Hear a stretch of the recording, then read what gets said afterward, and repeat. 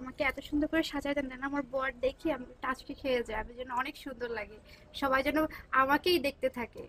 আচ্ছা ঠিক আছে, আমি চেষ্টা করব যে আপনাকে যাতে একদম কুইনের মতো লাগে দেখতে। ঠিক আছে। হ্যাঁ আচ্ছা, বলেন। আপু, আমার নাকে একটু ব্লাশ একটু বেশি করে দেবেন, হ্যাঁ, যেন আমাকে লাল টমেটোর মতো লাগে। ঠিক আছে।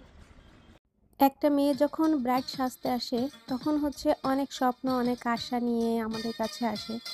একটা সুন্দর হচ্ছে ইউনিক টাইপের লুক চাই, যে তাকে দেখতে যেন একটু স্পেশাল লাগে এবং হচ্ছে খুব সুন্দর মিষ্টি মাধুর্য মেশানো একটা ফেস, এবং সবাই হচ্ছে যেন তার দিকেই তাকিয়ে থাকে। এইটা প্রত্যেকটা মেয়েরই আশা থাকে, স্বপ্ন থাকে। তো আমার কাছে এসে যারা বলে বা বলুক না বলুক, আমি কিন্তু এটা মাথায় রেখেই ব্রাইডগুলোকে সাজাই। আমি চেষ্টা করি যে তাকে সম্পূর্ণটা দিতে আমার, যাতে হচ্ছে তাকে দেখতে সুন্দর লাগে, ফ্ললেস লাগে।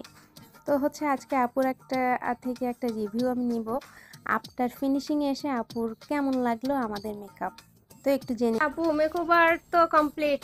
তো আপনার কেমন লাগলো আমার বলেন। তো অনেক অনেক ভালো লাগতেছে, আমার লুকটাই পুরো চেঞ্জ হয়ে গেছে, আমি তো এটা দেখে খুশি হয়ে গেছি।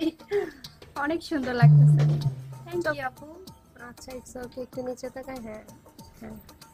প্রশংসা শুনতে কার না ভালো লাগে, এবং হচ্ছে 4 ঘন্টা পরিশ্রমের পর একটু প্রশংসা আসলে স্পেশাল লাগে। তো হচ্ছে আজকের ভিডিওটা এ পর্যন্তই ছিল, নেক্সটে দেখা হবে নতুন কোনো ভিডিও নিয়ে, সে পর্যন্ত সবাই ভালো থাকবেন, আল্লাহ হাফেজ।